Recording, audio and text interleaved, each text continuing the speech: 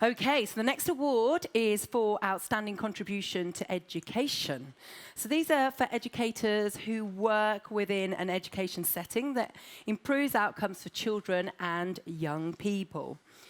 So unfortunately, the nominees in this category are not with us in person tonight, but they are on our screens. So we will be able to talk to our winner. So first up in this category, we have Dr. Dale Ocaroo Doodoo. He's an award-winning physician, speaker, and best-selling author. He's a founder of Diverse Medicine and Black Men in White Coats, which he founded to serve as a resource, supporting hundreds of black students through a mentoring program. The program highlights the stories of successful health professionals and provides information about career-building opportunities. Also in that category is Julie Reed. She says there was a gap, and the gap between what was happening in school when she was at school and then what was expected of her at more competitive universities and art colleges. So truly inspirational in terms of the work she's been doing to bridge that gap between school and university and colleges and universities. Great stuff. In this category, we also have Paul Mcneill. So Paul is dyslexic and he's a father of 2 dyslexic children. And he struggled at school and was diagnosed with, he wasn't diagnosed with dyslexia until later in life. So no wonder he was struggling. He's passionate about improving educational opportunities and experiences for neurodiverse children and has dedicated much of his time to delivering workshops, talks, and speeches on the subject. He's a proud ambassador for Dyslexia Scotland, and earlier this year, alongside his wife Julie and fellow dyslexic Rosie Stone, he wrote Mission Dyslexia, which is a book aimed at children aged between 7 and 12.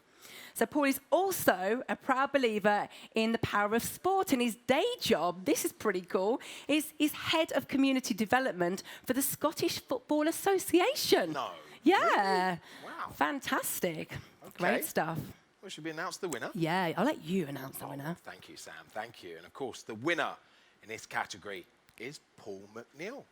Fantastic. Well done, Paul. Now, can we get Paul on the line? I think he's up there. I can see him up there, actually. Yeah, let's beam him down so everybody can see him. Now, Paul wrote this book called Mission Dyslexia, and I want to show you it all, because I'm dyslexic as well, and I didn't get my diagnosis until I was in my 20s.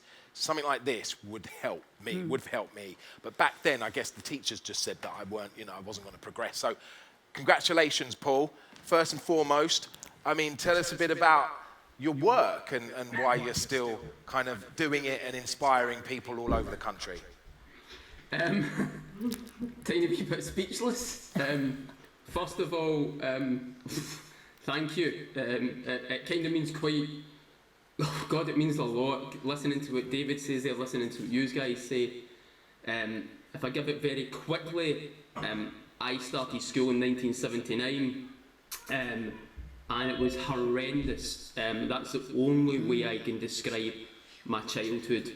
I didn't know I was dyslexic, nobody knew I was, and my life was torture by teachers screaming and shouting at me that I was a problem child, I would amount to nothing, and I should never dream too high. And it broke me, and I'm quite open and honest to say that. It really destroyed me. Destroyed my confidence and destroyed everything else. So I went through my life and had a few other horrendous circumstances. Unfortunately, lost my father through horrendous circumstances. And I decided that no more was no more. And went back to university, got a lot of great support, and managed to now have 3 university degrees.